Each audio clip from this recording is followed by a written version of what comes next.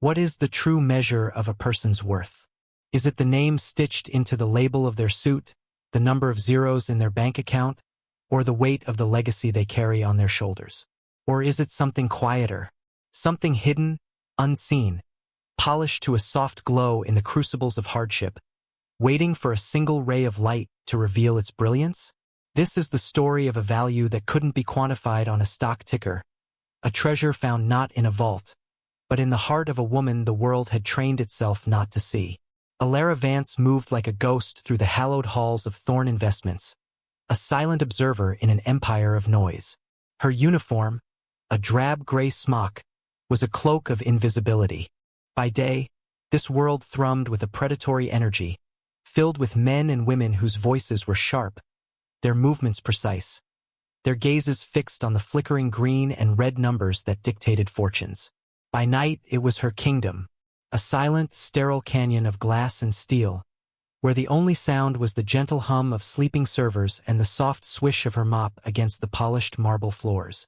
Each night, she would wipe away the day's residue. A smudge on a glass wall, a stray coffee ring on a billion-dollar desk, the faint, lingering scent of ambition and fear. She was 26, but the burdens she carried had etched a timeless weariness into the corners of her soft brown eyes. Every dollar she earned from this thankless work went towards the mountain of debt her father's illness had created, a Sisyphean task that left her perpetually exhausted but relentlessly determined. Her father, a man who once built things with his hands and told stories with his laughter, now lay silent in a managed care facility, his mind a clouded landscape she could no longer navigate.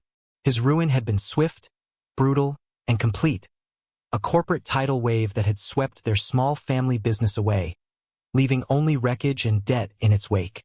Alara didn't have time for dreams. She had bills. She didn't have space for hope. She had schedules. Yet, in the quiet of the empty boardroom, something stirred within her. The long, obsidian table reflected the city lights like a dark, still lake. On the smart screens and discarded presentation papers, she saw not just numbers and graphs, but a language, a story. While cleaning, she would sometimes pause, her gaze tracing the elegant arc of a market projection or the chaotic scribble of a stock's plummet. She saw patterns others missed, a rhythm in the chaos, a poetry in the data. It was an innate, inexplicable gift, a form of synesthesia where numbers sang to her, revealing their secrets, their fears, their potential. She never spoke of it. To whom would she tell?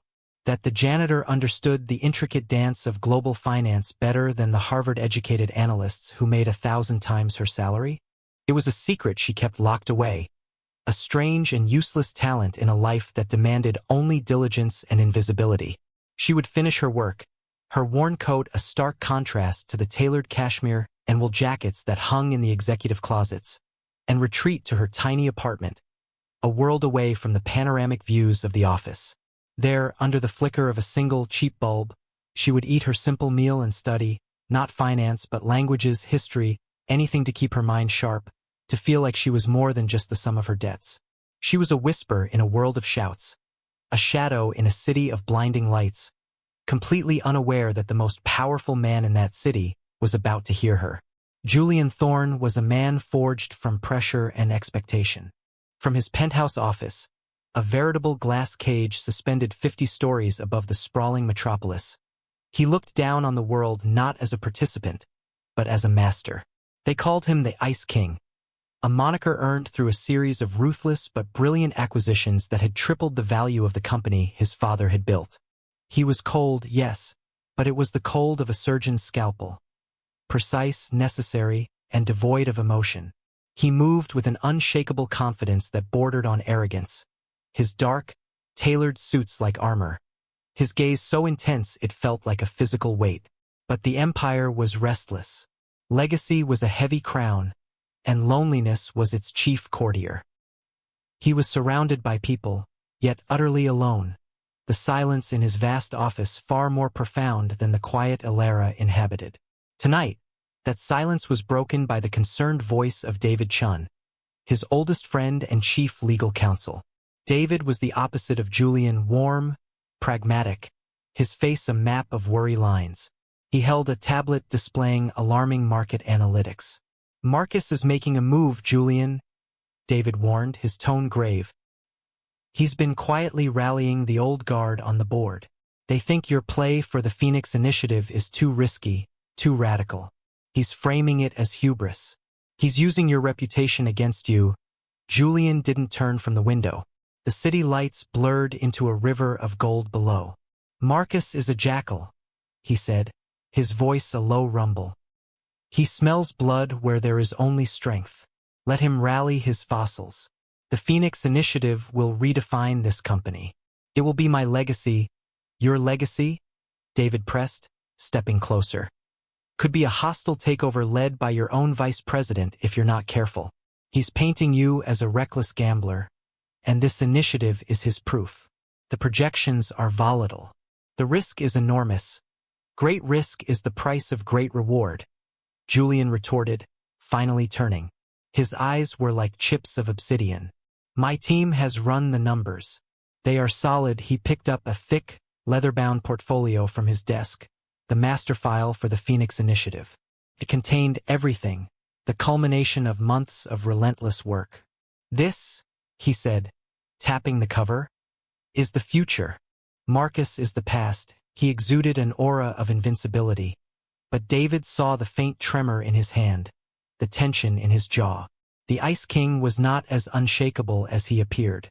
The weight of his father's shadow, the constant need to prove himself, was a grindstone that was slowly wearing him down. After David left, the silence returned, heavier than before. Julian stared at the file, the numbers and projections swimming before his eyes. A flicker of doubt, small but persistent, pricked at the edge of his consciousness. He dismissed it with a shake of his head, grabbing his coat. He was tired. In his haste to leave the sterile perfection of his office and retreat to the sterile perfection of his penthouse, the heavy portfolio slipped from under his arm. It fell silently onto the plush carpet beside his desk, partially hidden in the shadow of a large potted plant, forgotten. And there it lay, a sleeping giant, waiting for the ghost who walked the halls at midnight. The hum of the floor polisher was a familiar mantra, a mechanical drone that allowed Alara's mind to wander.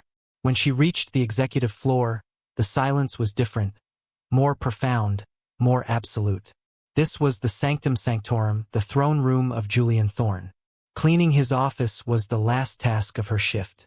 It was an intimidating space, minimalist and severe, dominated by a desk of black marble and a window that seemed to swallow the entire city. It was a room that declared power, a room that made one feel small. As she emptied the wastebasket, a glint of dark leather caught her eye. There, half hidden in the shadows, was the portfolio. She knew she shouldn't touch it. It was a cardinal rule.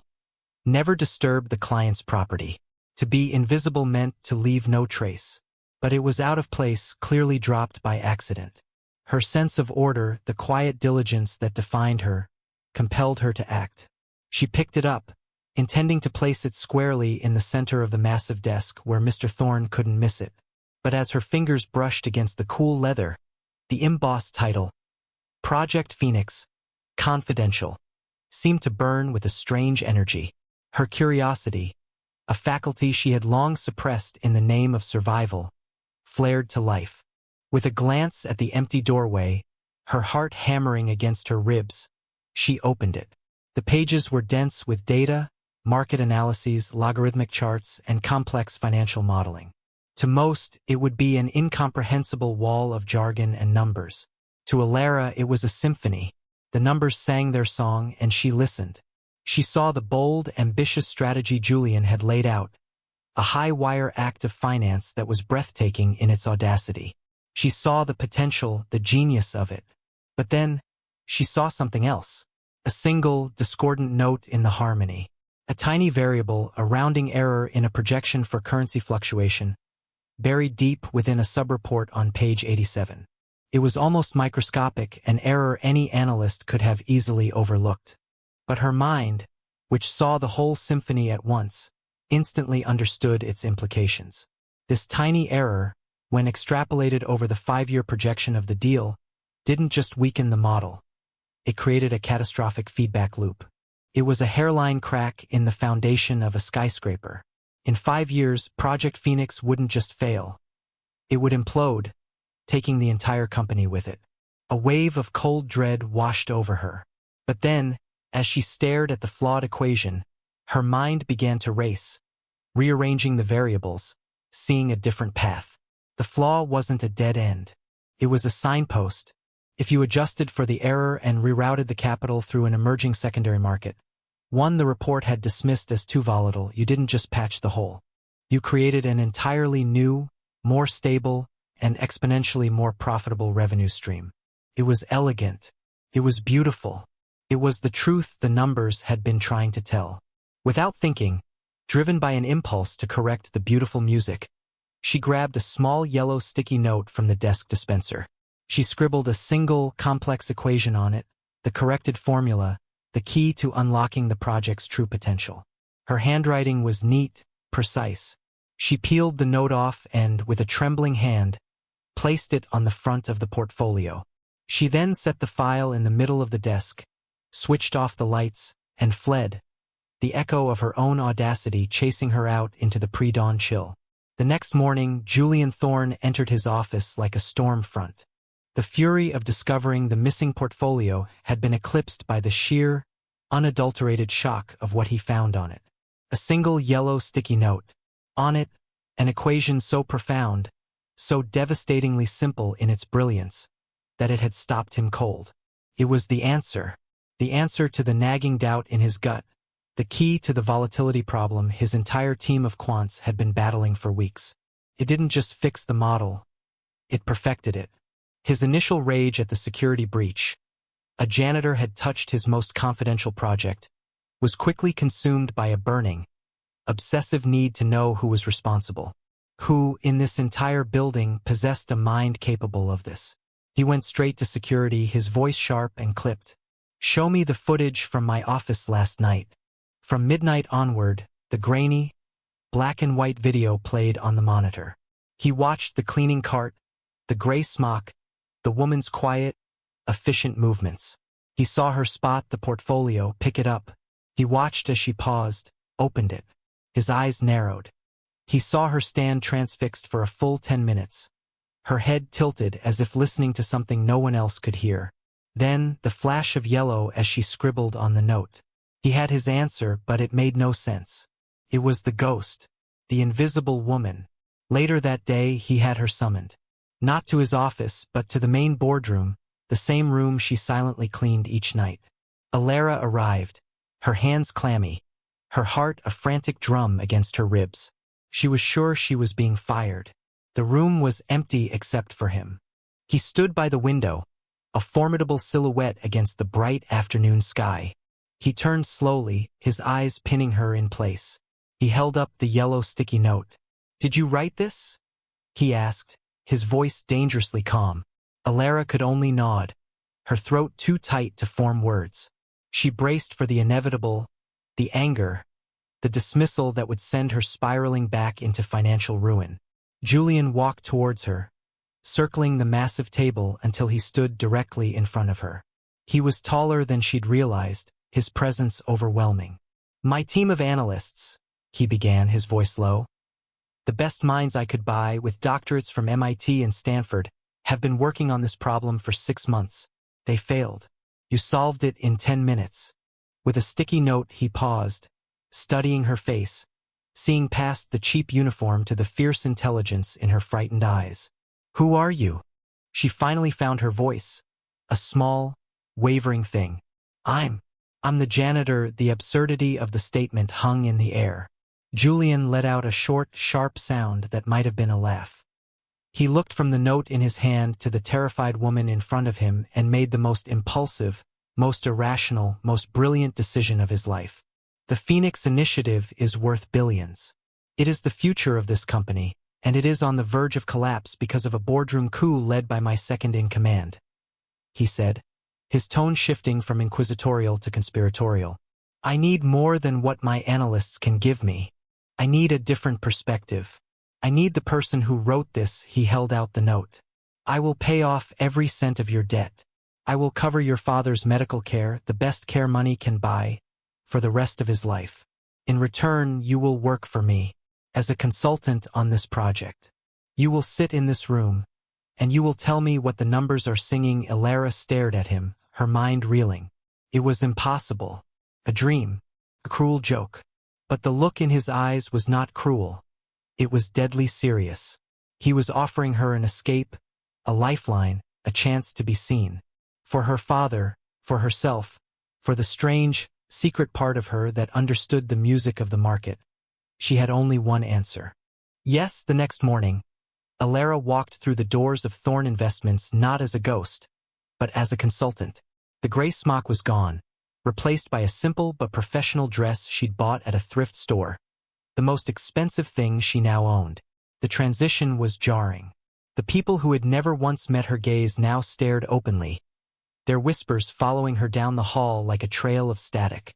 Julian escorted her personally to the boardroom, his presence a shield against the curious and hostile glances. Inside, the board was assembled. It was a sea of dark suits and skeptical faces, a tribunal of the old guard. At the head of the table, opposite Julian, sat Marcus Vance. He was handsome in a predatory way, with a smile that never reached his cold, calculating eyes. When he saw Elara, his smile widened into a contemptuous sneer. "Julian," he said, his voice dripping with condescension. "I must have misheard. I thought you said you were bringing in a new strategic analyst. You seem to have brought the cleaning lady." The room rippled with muffled snickers. Julian's face was stone.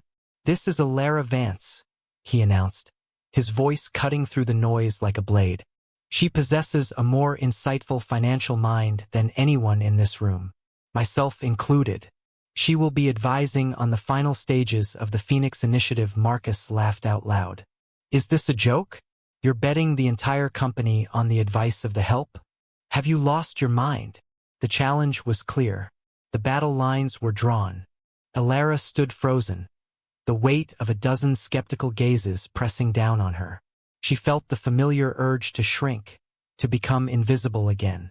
But then she met Julian's eyes. He gave a subtle, almost imperceptible nod, a silent message of trust. It was enough. A flicker of defiance sparked within her. Julian ignored Marcus and addressed the board. "I understand your skepticism.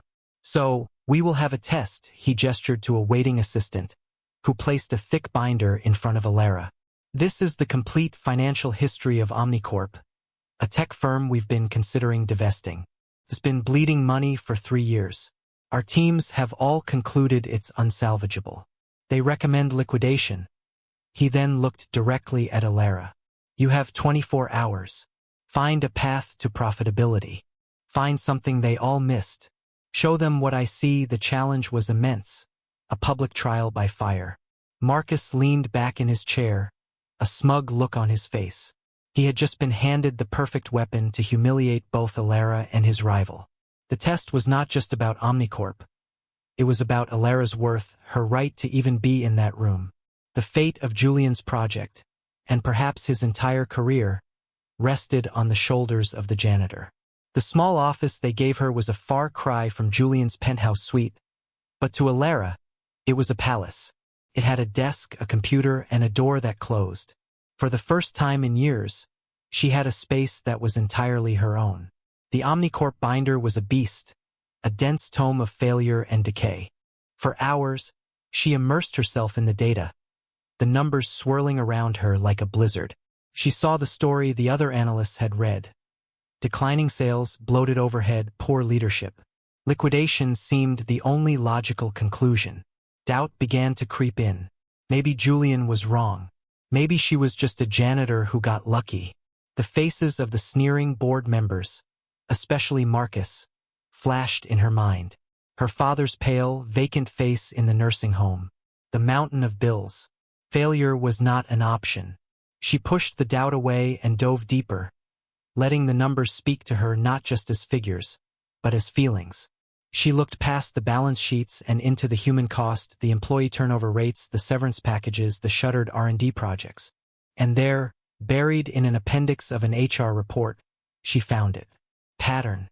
The company's highest-performing employees, the true innovators, were all leaving from one specific department, a small, underfunded skunkworks division that had been all but forgotten. She cross-referenced their departure dates with the company's product development timelines. Every time a brilliant new idea was proposed from this division, it was shot down by middle management, and the employee who proposed it would quit within 6 months. Omnicorp wasn't failing because of bad products. It was failing because it was actively silencing its own genius. The solution wasn't liquidation. It was liberation. The next day, Alara walked back into the boardroom. The silence was heavy with expectation. Marcus looked like a vulture waiting for a meal. She didn't use a flashy presentation. She simply stood at the head of the table and spoke. "You want to liquidate Omnicorp?" she began, her voice quiet but clear. "You are correct that the company is dying, but you have misdiagnosed the disease. You are planning to amputate a limb when the patient is suffering from a treatable autoimmune disorder." She laid it all out. The pattern of suppressed innovation, the exodus of talent. The problem isn't the body. It's the immune system attacking itself. The value of Omnicorp isn't in its assets, which you plan to sell for parts. It's in the minds you've been systematically driving away. Her solution was radical. Don't sell it. Restructure it. Fire the entire C-suite and the layers of middle management. Promote the head of the Skunkworks division to CEO. Rehire the top 20 employees who left and give them equity and total creative freedom. You won't just save the company. You will create a technology incubator that will become the most profitable division in your entire portfolio within 3 years. When she finished, there was a stunned silence. She had not just presented a financial strategy. She had told a human story, a story of squandered potential. Marcus was speechless, his smug expression replaced by one of disbelief. David Chun, who had watched with wary skepticism, slowly broke into a wide grin and looked at Julian with newfound awe. The board members murmured amongst themselves, their expressions shifting from doubt to intrigue. Julian Thorne said nothing. He simply watched Alara, and for the first time, the Ice King felt a warmth spread through his chest, a feeling that had nothing to do with profit margins and everything to do with the quiet, brilliant woman who saw the soul within the machine. The success of her Omnicorp analysis was a turning point. The board, while still wary, gave Julian the green light to proceed with the Phoenix Initiative, with Alara as a key advisor. She was given a proper office, a salary that made her weep with relief, and a team of analysts who now looked at her with a mixture of fear and reverence. She and Julian began working closely, often late into the night. The professional barrier between them began to blur. He saw beneath her quiet exterior to the fierce, compassionate intellect within. She saw past his cold, ruthless reputation to the lonely, burdened man who carried the weight of an empire. A fragile, unspoken connection began to grow between them. But as they grew closer, Marcus Vance grew more desperate. He saw his own influence waning, his path to the CEO chair blocked by an upstart janitor. He knew a direct attack on her work would fail. Her results were undeniable. So he decided to attack her character instead. He hired a private investigator, a scummy little man who specialized in digging up dirt. Marcus wanted leverage, something to discredit her, to expose her as a fraud. And the investigator found something better than he could have ever imagined. He uncovered the story of Alara's father, Daniel Vance, and his small manufacturing company, Vance Innovations. He found the records of its hostile takeover and subsequent bankruptcy 8 years prior. And he found the name of the man who had personally orchestrated the acquisition, a young, hungry executive making a name for himself with his ruthless efficiency. The man was Julian Thorne. Marcus held the information like a winning lottery ticket. He didn't just have dirt, he had a narrative. He leaked the entire story to a notorious online tabloid known for its sensationalist corporate takedowns. The headline was explosive. Janitor Cinderella, a Trojan horse? Thorne Investments' new genius is daughter of man Julian Thorne ruined. The story framed Alara not as a prodigy, but as a vengeful daughter who had infiltrated the company to orchestrate an elaborate revenge plot, seducing and manipulating a guilt-ridden CEO to destroy his own empire from within.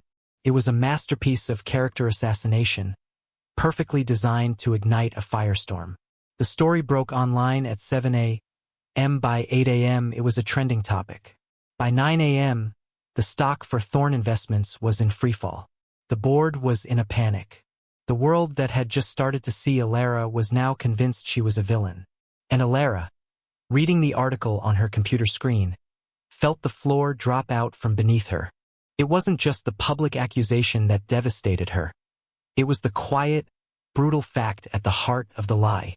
The man who had saved her was also the man who had destroyed her family. The betrayal was a physical blow, sucking the air from her lungs. She stared at the screen, her own face next to a picture of her smiling father from years ago, with Julian Thorne's name connecting them like a chain. She printed the article, her hands shaking, and walked towards his office, her heart a cold, heavy stone in her chest. She found him standing by the window, his back to the door, watching the chaos of the trading floor on a monitor. He turned as she entered, and the look on his face told her everything. He already knew. "Julian," she whispered, her voice cracking. She held up the paper. "Is it true?" His face, usually an unreadable mask of control, was etched with a pain she had never seen before. The Ice King was gone, replaced by a man drowning in regret. "Yes," he said, his voice raw. "Vance Innovations. I led the acquisition. At the time, it was just a name on a file, a hostile takeover like a dozen others. We absorbed their patents, liquidated their assets. I never knew. Alara, I never knew the human cost. I never knew it was your father." The confession hung between them, a chasm of past sins. All the trust she had built in him, all the fragile hope, crumbled into dust. The man who had seen her value was the very one who had rendered her family worthless on a balance sheet years ago. "The cost," she said, tears streaming down her face, "was everything. My father lost his company, his health, his mind. He lost himself. And you built your career on his ruins." Just then, the door burst open and David Chun rushed in, his face pale with urgency. "Marcus just called an emergency board meeting for this afternoon," he announced, breathless. "He's citing the Vance clause in your contract, conduct detrimental to the company. He's calling for a vote. Julian, he's making his move to have you removed as CEO." The crisis was absolute. As their personal world shattered, their professional world was about to be burned to the ground by the man who had lit the match. Julian was trapped, his past rising up to destroy his future, and the only person who could possibly help him was the woman he had so deeply wronged. Alara felt a maelstrom of emotions: grief, anger, betrayal. Her first instinct was to run, to leave this glittering, cruel world behind and retreat back into the shadows where she belonged. She had been a fool to believe in this fairy tale. She turned to leave, to escape the suffocating pain of the office, of Julian's tormented face. "Alara, wait," he pleaded, his voice stripped of all its usual authority, filled only with desperation. But she couldn't listen. She walked out, leaving him to face the corporate wolves alone. She went back to her small, empty office and began to pack her few belongings into a cardboard box. It was over. The dream had been a fleeting, beautiful illusion. As she was about to leave, David Chun appeared in her doorway. He looked exhausted, but his eyes were kind. "Don't go," he said softly. "I know what you must be feeling, but Julian is not the same man he was 8 years ago. I've known him my whole life. That acquisition changed him. He never spoke of it, but he became colder, more isolated after that. I think on some level he knew he'd crossed a line. Finding you, seeing your talent. It was a form of redemption for him. Even before he knew who you were." Alara shook her head, tears welling again. "It doesn't change what he did." "No," David agreed. "It doesn't. But you can't let Marcus win because of it. This isn't just about Julian's job anymore. Marcus wants to scrap the Phoenix Initiative and your Omnicorp plan. He wants to go back to the old way of doing things, strip mining companies for parts, prioritizing profit over people. Everything you've worked for, the better, more compassionate way you've proven is possible, will be destroyed." He stepped closer, his voice dropping. I've been suspicious of Marcus for months. I did some digging. He's been engaging in some highly unethical short-selling schemes, betting against our own company's interests. I have proof, but it's circumstantial. It won't be enough to stop the board's panic over this scandal. They need more. We need a trump card. Alara paused, her hand on the doorknob. David's words struck a chord. This was bigger than her pain, bigger than Julian's past. It was about the future she had started to believe in. An idea sparked in her mind, a faint echo from the Omnicorp data. Omnicorp, she said, thinking aloud. There was something I didn't understand. A series of shell corporations buying up cheap land adjacent to their defunct manufacturing plants. It seemed random, unconnected to their tech business. I flagged it as an anomaly. David's eyes lit up with understanding. And Marcus was the one who pushed hardest to liquidate Omnicorp, to sell off those specific assets for pennies on the dollar. The pieces clicked into place. He wasn't trying to sink the company, Alara realized, her mind racing. He was trying to buy it. He knew something was on that land, something valuable, and he was using the liquidation to acquire it for himself through his shell companies. This was it. The trump card. Not just proof of Marcus's malfeasance, but a testament to her own unique ability to see the hidden stories in the data. She had a choice.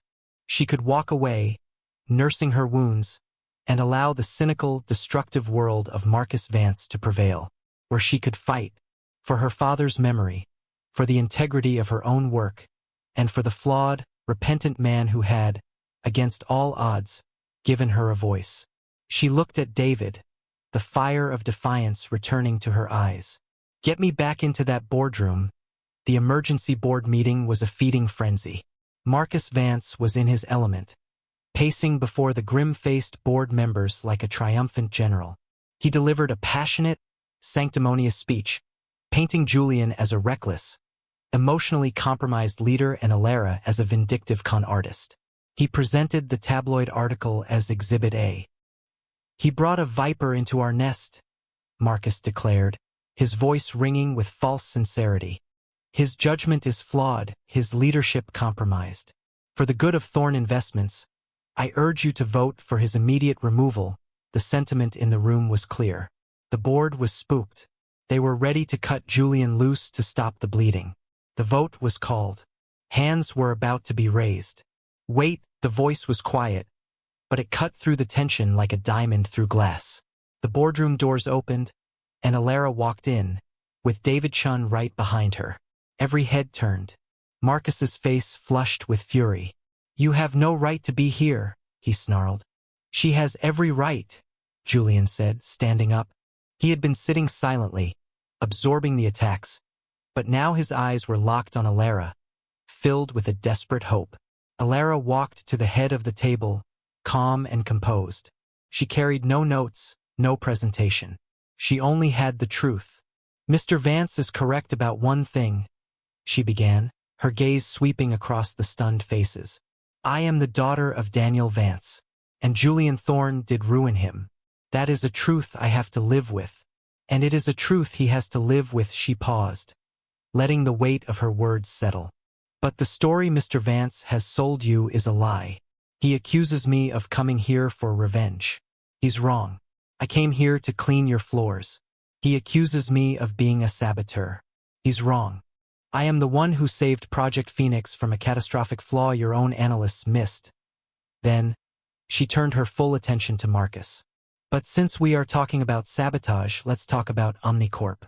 Let's talk about the land you tried so desperately to convince this board was worthless with breathtaking precision. She laid out the entire scheme.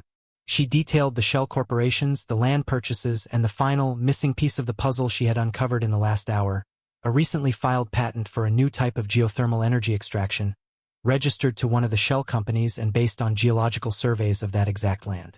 Marcus wasn't trying to liquidate Omnicorp to save this company money, Alara concluded, her voice ringing with conviction. He was trying to get you to sell him $1 trillion energy reserve for the price of a parking lot. He wasn't trying to protect this company from a threat. He is the threat. David Chun stepped forward and placed a file in front of each board member, containing the undeniable proof of Marcus's network of shell companies. The room was utterly silent. The faces of the board members had transformed from fear and anger to cold, hard fury, directed squarely at the man who had so thoroughly betrayed them. Marcus Vance was ruined, exposed by the very woman he had tried to destroy. The vote was held. It was unanimous. Marcus was fired, and a full investigation into his criminal activities was launched. Julian Thorne was reinstated as CEO, his position more secure than ever. Later that evening, the boardroom was quiet again. Alara stood looking out at the city lights, the same view she used to see through the reflection of a mop bucket. Julian came and stood beside her, the space between them filled with everything that had happened. "You saved me," he said softly. "You saved this company." "I just told the truth," she replied. "Alara," he said, turning to her, his eyes full of a raw, vulnerable emotion she'd never seen. "What I did to your father is a part of my story I can never erase. I can't ask for your forgiveness, not after everything. But I can spend the rest of my life trying to earn it. I am a better man because of you. You didn't just show me what was wrong with my company. You showed me what was wrong with me." He reached out and gently took her hand. "I don't want you to be my consultant. I want you to be my partner. In this company and, if you'd let me." In life, he offered her a new division to run, one based on her Omnicorp strategy, the Division of Humane Growth, dedicated to finding and nurturing undervalued companies, to invest in people, not just assets. It was more than a job. It was a chance to remake the world in her image. And it was more than a partnership. It was a plea for a second chance. Alara looked at their joined hands, then up into his eyes. She saw the regret, but she also saw sincerity. She saw a future, one not built on revenge or fairy tales, but on the hard-won ground of truth and mutual respect. A slow smile spread across her face. "So, let me ask you again. What is the true measure of a person's worth? Perhaps it is not found in what they have, but in what they see. The ability to see value where others see none. The courage to see a future where others see only a past. And the grace to see the person behind the uniform, the king behind the ice, and the extraordinary potential that lies hidden, waiting in all of us. What unseen value do you possess? Share your story in the comments below, and don't forget to share the story with someone who needs to be reminded of their own worth.